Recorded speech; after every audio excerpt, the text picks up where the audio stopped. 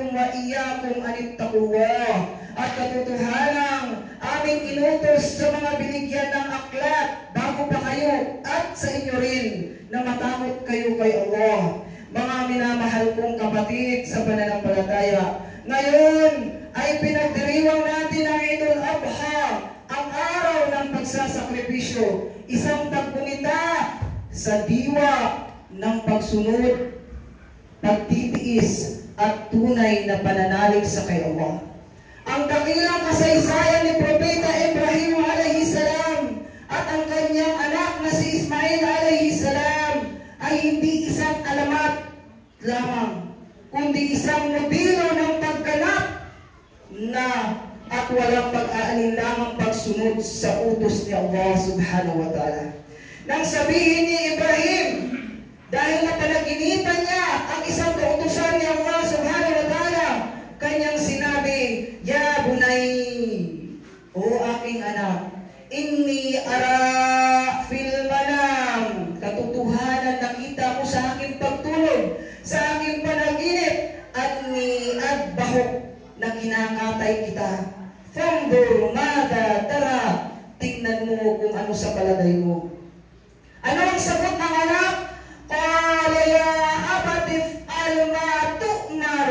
Ang sagot ng anak, o aking ama, gawin mo kung ano ang inutos sa'yo. Satajiduni insyaallah minas sabirin. Tunay na ako'y matatagpuan mo na kabilang sa mga matitiisin. Hindi sila nagtanong, hindi sila nagreklamo, hindi sila nagdalawang isip. Ito ang tunay na takwa, ang pagsunod sa kay Allah subhanahu wa ta'ala. Kahit mahirap, kahit masakit, kahit hindi mo lubos na nauunawaan, mga kapatid sa Islam, tayo ngayon ay nasa panahon kung saan ang marami sa atin ang naliligaw sa diwa ng Idul Adha. Maraming kapatid natin ang nagdiwang, ngunit walang pagsasakripisyo, walang pagninilay-nilay, walang pagmuni-muni, at walang pagsunod sa mga ipinag-uutos ni Allah subhanahu wa ta'ala.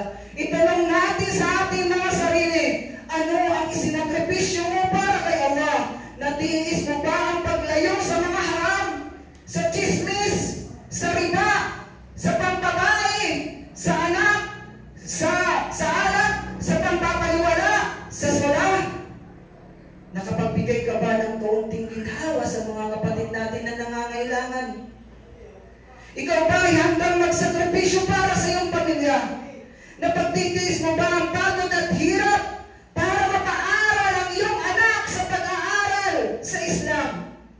Natitiis mo ba ang magsaliksik ng kaalaman? Si Propeta Musa alayhi salam, iniwan ang yaman at karangyaan sa Ehipto dahil lamang sa pagsunod sa inuutos sa utos ng Allah subhanahu wa ta'ala ay nagabayan ang kanyang bayan. Si Yusuf alayhi salam, nang nasa harapan niya ang isang magandang babae na inaakit siya, ano ang ginawa ni Yusuf alayhi salam? Siya ay nagtiis, mas pinili niyang makulong kaysa magkasala. Si Umar ibn Khattab radiyallahu anhu, umiiyak siya tuwing naisip niya ang accountability niya kay Allah subhanahu wa ta'ala kahit siya isang khalifa ng mga Muslim. Si Imam Ahmad bin Hanbal ay tumanggap ng pagpapahirap at pagkakakulong para panindigan ang katotohanan ng Ahlus Sunnah. Kaya mga kapatid, ang Idul Adha ay hindi lamang pagkatay ng hayop, ito ay pagkatay sa ating sariling kagustuhan. Ang Idul Adha ay hindi lamang pagkatay ng hayop, bagkus ito ay pagpatay ng ating sariling kagustuhan. Kung ito ay salungat sa kay Allah subhanahu wa ta'ala, sa kagustuhan ng Allah. Ito ay pagtitiis sa mga bagay na mahirap at pagsunod sa kalooban ng ating Rabb nang walang pag-alinlangan.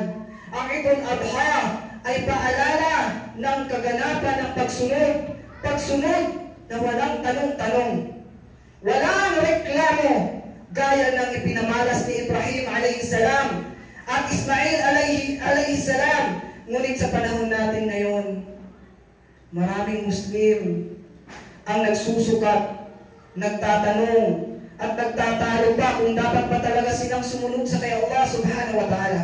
Sa mga inuutos ni Allah, وَمَا كَانَ لِمُؤْمِنٍ وَلَا مُؤْمِنَةٍ إِذَا قَضَى اللَّهُ وَرَسُولُهُ أَمْرًا أَن يَكُونَ لَهُمُ الْخِيَرَةُ مِنْ أَمْرِهِمْ.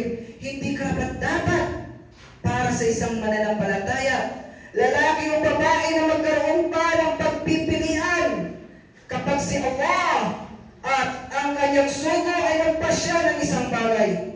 Ang maliit ay hindi maliit sa paningin ni Allah. فَلَا وَرَبُّكَ لَا يُؤْمِنُونَ حَتَّى يُحَكِّمُوكَ فِيمَا شَجَرَ بَيْنَهُمْ. Hindi sa pamamagitan ng iyong Panginoon, hindi sila tunay na mananampalataya hanggang hindi kanila ginawang hukom sa lahat ng kanilang di pagkakaunawaan.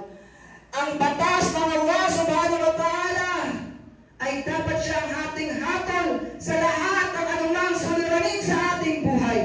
Ang kaparaanan ng Propeta Muhammad sallallahu alaihi wasallam, kahit ano pa man ang ating nararamdaman, nasasaktan lang tayo dahil hindi matanggap ng ating emosyon, bagkus ito ay inutos ni Allah subhanahu wa ta'ala, ay nararapat nating sundin. Kaya nakakalungkot ang isang Muslim kapag nagka-problema, lumalapit sa barangay captain, kapwa niya Muslim ang kaaway. Bakit hindi tayo bumalik sa Quran at sa Sunnah ng Propeta Muhammad sallallahu alaihi wasallam? Problema ng mag-asawa, Quran at Sunnah ng Propeta Muhammad sallallahu alaihi wasallam.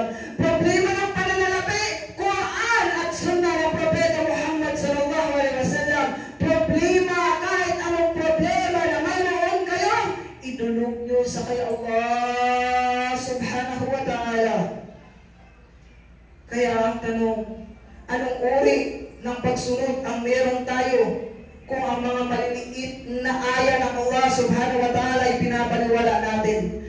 Yung ibang Muslim sinasabi, mas importante ang puso, di na kailangan ang hijab. Pwede na yan. Modernong panahon na tayo ngayon. Sunna lang naman yan. Hindi fard. Subhanallah! Ang mga salaf, kapag may narinig silang isang aya o isang hadith, ay sinasabing, Sami'na wa ata'na. Narinig namin at kami ay sumusunod. Hindi sila nagtatanong kung fard ba o sunna, kung maliit ba o malaki. Ang tanong nila, naipapatupad ko ba ito? Naisasabuhay ko ba ito? Kaya mga kapatid ko sa pananampalatayang Islam, si Abdullah ibn Umar radiyallahu an, nang mabalitaan niyang si Propeta Muhammad sallallahu alaihi wasallam ay nagsasala sa isang lugar, ay babalik siya roon kahit hindi na niya kailangang gawin. Basta lamang magaya niya ang ginawa ng Propeta Muhammad sallallahu alaihi wasallam. Si Imam Malik rahimahullah ay nagsabi, Man ibtara fil Islami bid'atan yaraha hasana faqad za'ama anna Muhammadan khana ar-risala. Ang sino man ang mag-imbento ng bagong bagay sa Islam na naiisip niyang mabuti ay parang sinasabi niyang si Muhammad sallallahu alaihi wasallam ay nagkulang sa paghatid ng mensahe. Kaya kapatid, tingnan mo ng mabuti ang iyong ginagawa. Kung pinaniniwalaan mo ba sa Allah subhanahu wa ta'ala, tunay na dapat natin sundin ang kanyang inuutos kahit masakit pa sa ating damdamin. Kahit masakit pa sa ating mga dibdib, tunay na dapat natin sundin si Allah at isasantapin natin ang ating emosyon kahit gaano pa ito kasakit, kahit gaano pa ito kahapdi sa ating mga puso. Kaya suriin natin ang ating mga sarili. Ikaw ba ay sumusunod sa lahat ng utos ni Allah? May aya ba na pinapaniwala mo? Sinasabi mong hindi applicable sa panahon ngayon? Nagre-reklamo ka ba sa mga sharia, sa mga batas ni Allah? Nagre-reklamo ka ba sa pagpapahintulot na mag-asawa ang isang lalaki ng 2, 3 hanggang 4? Sa hijab, nagre-reklamo ka ba sa kawalan ng isang lalaki, sa pamumuno ng isang lalaki sa pamamahay at sa paligid, sa haram at sa halal? Nagre-reklamo ka ba? Mga kapatid sa pananampalataya, ang tunay ng diwa ng Idul Adha ay pagsunod na may sakripisyo.